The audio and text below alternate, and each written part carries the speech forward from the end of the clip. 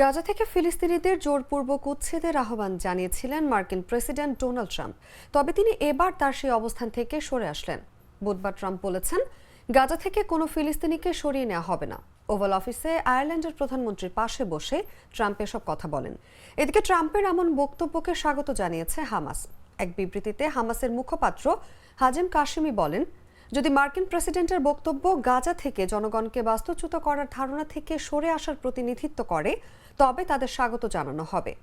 অপরদিকে বুধবার দোহায় যুক্তরাষ্ট্রের বিশেষ দূত স্টিভ উইটকফের কাছে গাজার জন্য মিশরের নেতৃত্বাধীন পুনর্গঠন পরিকল্পনা উপস্থাপন করেছে 5 আরব রাষ্ট্র।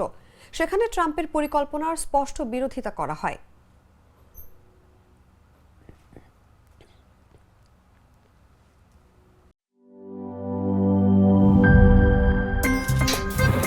আমার একটা স্মার্ট সিদ্ধান্তে 25% গ্যাসের খরচ কমেছে। ভাবছেন কিভাবে?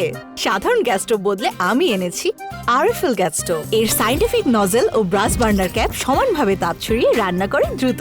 তাই গ্যাসও বাঁচায় 25%, টাকাও বাঁচে 25%। আরএফএল গ্যাস স্টোভ নিরাপদ ও গ্যাস সাশ্রয়ী।